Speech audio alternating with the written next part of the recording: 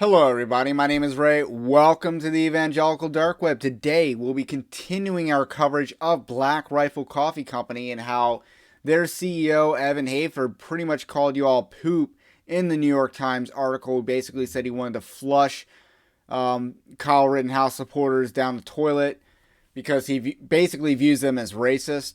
And that and the fact that this guy, believes the Pentagon when they tell him that the art Saint Michael, the patron saint in the military, is apparently a white supremacist symbol. This guy's clearly not a conservative. That's why he talked to the New York Times in the first place. Because, yes, it is common sense to not talk to the mainstream media. That is common sense. But there are still people in conservative media that want to shill for Evan Hafer for Black Rifle Coffee Company. And that's what we're going to talk about today. So I'm going to call out 4 names, and those names are Dana Loesch and her mangina husband Chris Loesch, Buck Sexton, and Clay Travis. Those are the 4 names I want to talk about today because they basically did the same thing. I don't know if they're the only 4 people that did it, 2 shows, but I don't know if there's the only 2 shows that did it, but that's not the point. So basically, and the reason why I want to talk about these 4 people is that I want to make a larger point about grifters, about why people want to grift conservatism, and and a larger point about why people want to grift in the church. So let's talk about Dana Loesch first. So I watched part of the Dana Loesch interview, and let's be blunt about this as possible. Dana Loesch sounds like a complete ditz. She sounds like a complete ditz. Like Alexandria Ocasio-Cortez, maybe 2 steps above that. That's what she sounds like in that interview.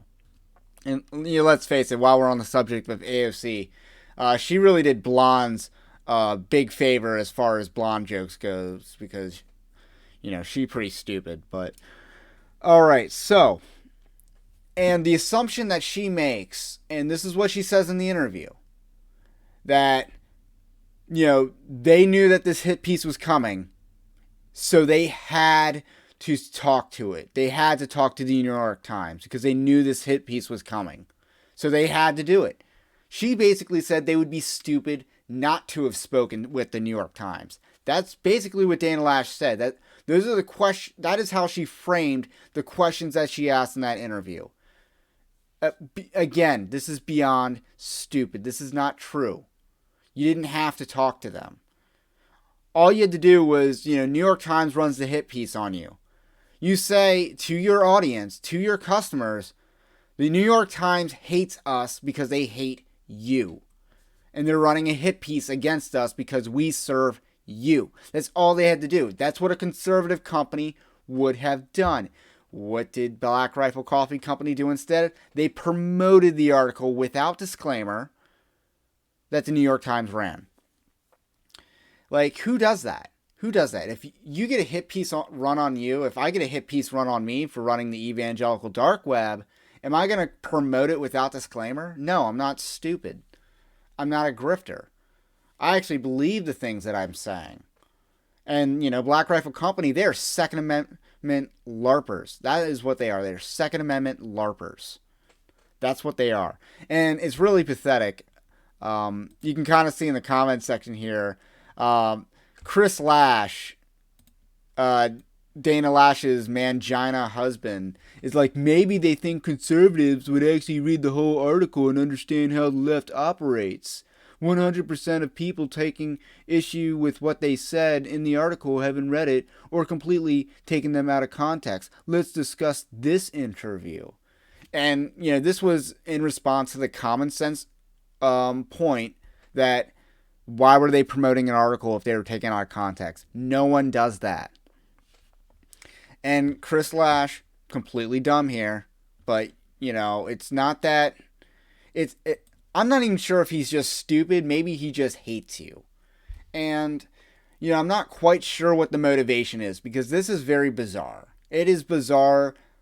This is not the hill for a shill to die on.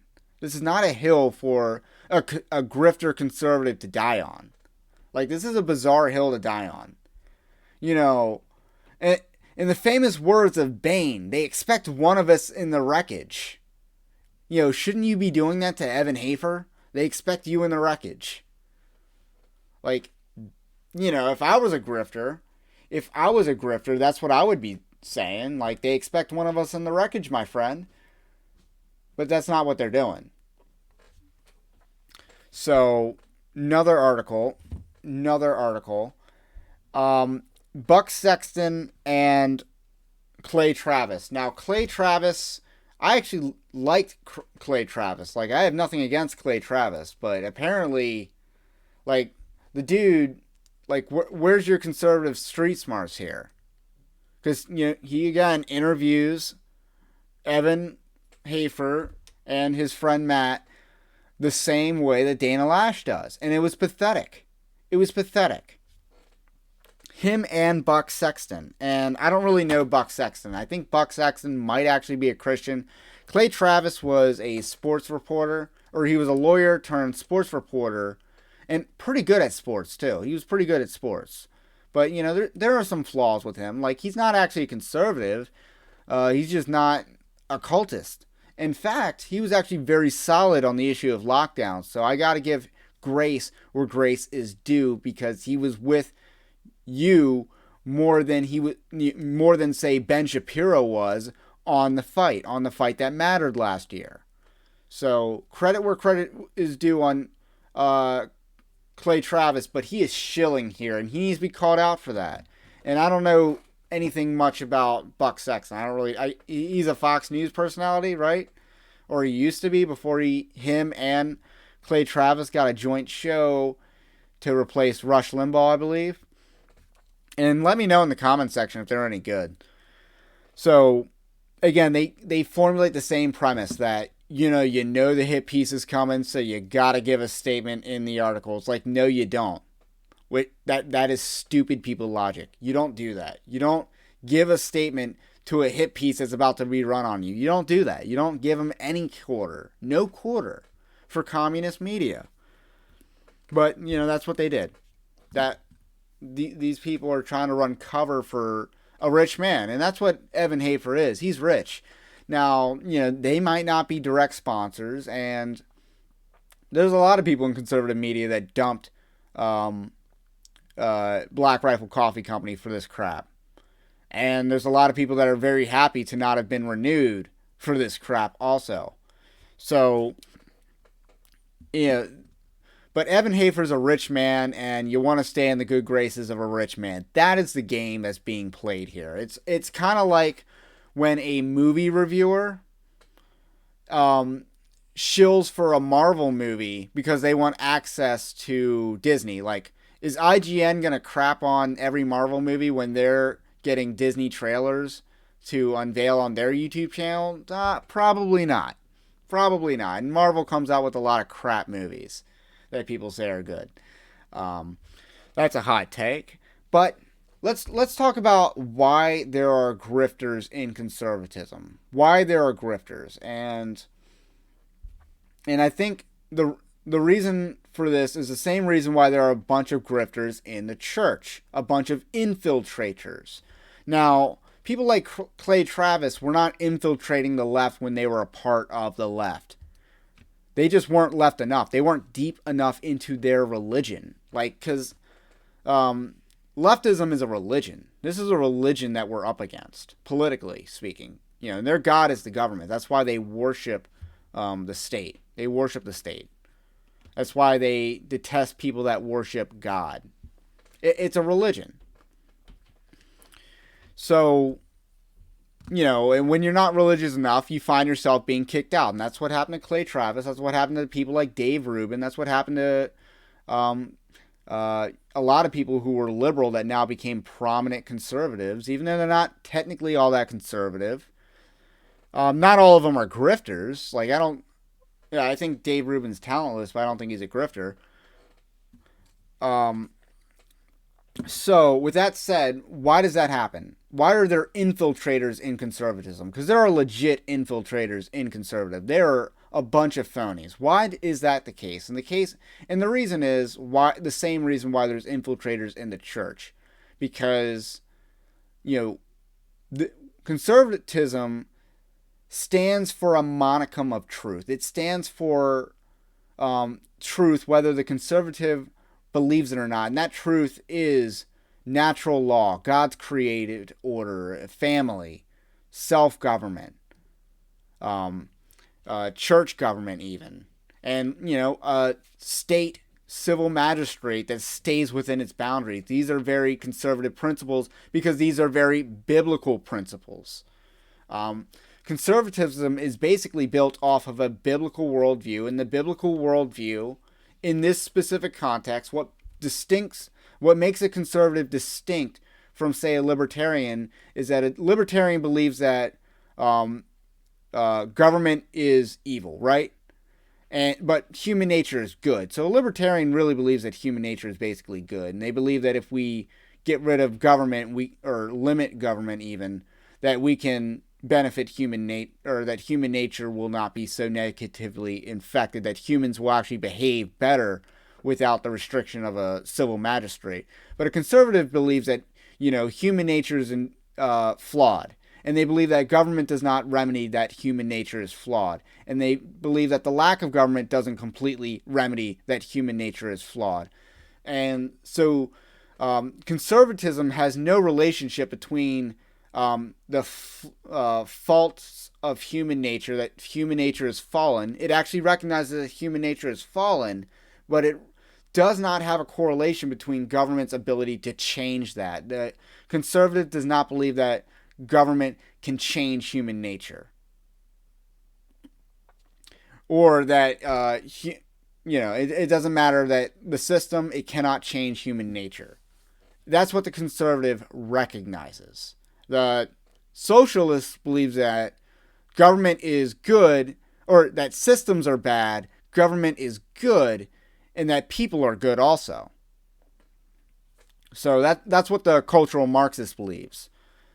So because conservatism stands for a monicum of God's truth, that human nature is flawed, it's fallen, and that government cannot remedy this. No matter what, it can't remedy this. I think that's why you see a lot of infiltrators. It's actually, satanic at the end of the day. And in the church, it's the same way. Christ is the only way for salvation. He was crucified and resurrected according to the scriptures on the third day. And then he appeared to his disciples who bore witness to this and died in witness to this gospel, to this good news that Christ died for your sins and was resurrected on the third day to basically conquer death and show that he was God and paid the penalty for your sins. And this is the only way to get to heaven. And again, it's a satanic attack at the end of the day that people, and that's why there are infiltrators in the church, to dissuade people from the gospel, to promote a false gospel, to promote a counterfeit, and to inhibit the work of Christ. That is the goal of that is the goal of a false teacher in the church. That is a goal, and in conservatism, the goal of a false conservative is to basically be controlled opposition for the left, or to subvert the movement. That is why we have this. Like, you don't see people go on the left and infiltrate their movement to subvert it. You don't see that. Why? Because it doesn't work. It doesn't fundamentally work to infiltrate an evil movement to subvert it. It doesn't really work. The exceptions being like you're a spy committing espionage in a war situation. But in politics, doesn't really work like that. So, I want to let you know the gospel because that is the good news that saves. And it draws parallels with the situation of why we see all these grifters in conservatism. These people that are shilling for evil men like Evan Hafer, like Dana Loesch, and Chris Lash, and, Buck Sexton and Clay Travis. It's why we see that. Human nature is flawed. Government can't fix that. Only Christ can redeem you from that. And even that doesn't happen immediately. That takes a process called sanctification, which then ends in glorification. But if you want to know more about that, message me in the comments section. I'll be happy to talk to you and point you to more resources. So my name's Ray. This is the Evangelical Dark Web. If you like this kind of content, subscribe to the channel below. Let me know what you think about what I think. And have a blessed day. I'll catch you on the next one.